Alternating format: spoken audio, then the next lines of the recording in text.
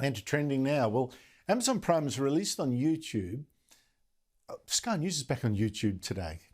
How good is that? Amazon Prime has released on YouTube a trailer for a remake of Cinderella that's going to open next month. And this is a Cinderella of our times, and I don't mean that in a flattering way. And I think you'll guess the problem, because this remake was made by Columbia Pictures based on an idea from James Corden, who just happens to be a friend of Prince Harry, the runaway royal. I'm sure you're getting the picture already. Now, Cinderella has, until now, been always a girl of the West, of Middle Europe. The original story of a girl in rags marrying her Prince Charming is by a Frenchman, written 300 years ago. A bloke also wrote the Sleeping Beauty story. And the original Disney cartoon had Cinderella and her fairy godmother looking just as you would then expect from that part of the world. And these characters had respect also for the royal institution. Again, that you'd expect. But now, enter Prince Harry's wife, Meghan Markle. She too married her Prince Charming, although, of course, she wasn't in rags, living with a wicked stepmother. She'd actually been a Hollywood actress and a divorcee. And it was her father she was fighting. But other than that, her wedding, wow, looked exactly like Cinderella's in the Disney movie. But it turns out that Corden and the director and scriptwriter reckon that it was now Cinderella's turn to look more like Meghan Markle and behave more like her as well. And so Cinderella in this remake is now played by a Cuban actress, Camila Cabello, in a movie where almost all the goodies like her are of colour, more or less, and the villains, like the Ugly Sisters, well, they're white. Here's some of the trailer, and check, by the way, the other ways in which Cinderella has morphed into the ambitious Meghan Markle. Here's a laugh. This girl fancies herself a businessman. I'll sell one of my signature dresses. Soon everyone will know my name. We shall hold a ball. You shall find a bride. Somebody to love. Cinderella, you don't need to go to the ball. Please, stepmother, I spent weeks making this dress. My future depends on it. Yes! I am your fabulous godmother. Do you want to go to that ball? Then go, you shall! Oh, look at that. This is different. I don't Okay, Dad. You said you wanted to be a businesswoman. Hi. Would you like to dance? Right now. Where did you get that dress? I designed it. I pick you to be my princess. What about my work? I don't want a life stuck waving from a royal box any more than a life confined to a basement. I have dreams that I have to chase. Joining me is Daisy Cousens, a YouTube star herself with her own video channel. Daisy Cousens, count the many ways Cinderella now resembles Meghan Markle.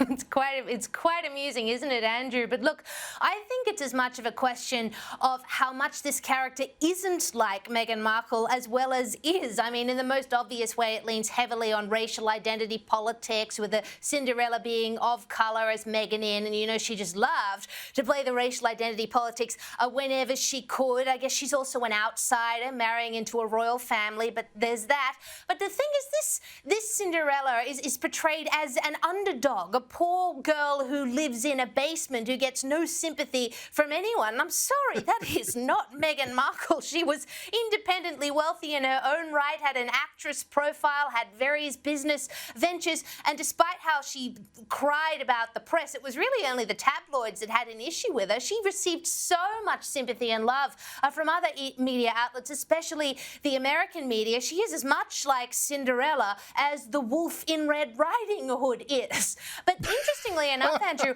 I reckon they have accidentally exposed some of Meghan Markle's lies. She insisted going into the royal family that she intended to assimilate and never intended to leave. But this trailer portrays this Cinderella as a wannabe businesswoman who says to the prince, oh, but I can't sit in a royal box my whole life. I have my dreams to chase.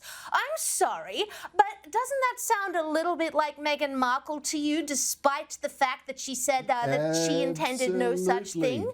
But look, they've exposed themselves before. Wouldn't surprise me if they exposed themselves again.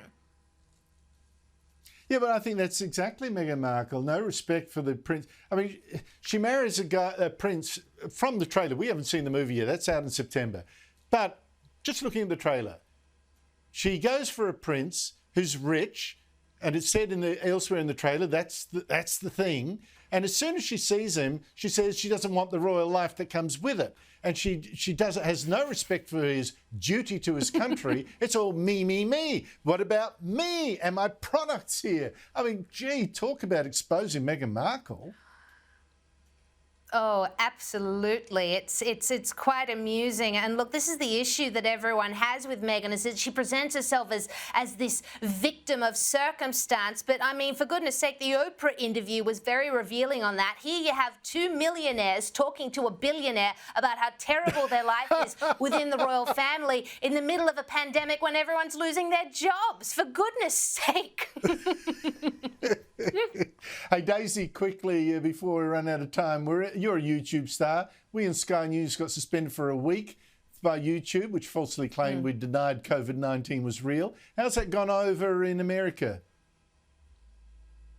Well, look, I tell you what, people don't realise how popular the Sky News Australia channel is with the international people. I have been inundated with messages from Americans and Brits saying how appalled they are at the Sky News ban. And certainly Americans have been telling me for months how ironic it is that in order to get news about America that is presented fairly, they have to go to an Australian news channel. So there's quite a lot of outrage about it globally. But you know what I think has happened possibly is Sky News might have been the victim of what we call a sort of mass flagging campaign. It's a very common online tactic from left-wing activists. When they find an account or a person they don't like, they flag and flag and flag the videos, report the account until big tech has to take notice, and down it goes. So I think this might smack of a mass flagging attempt, which is really terrible. You're spot on, Daisy. Good news for viewers overseas in particular. We are back on YouTube tonight. I'm sure you cannot wait. Look us up. Daisy Cousens, thanks for your time. Thank you, Andrew.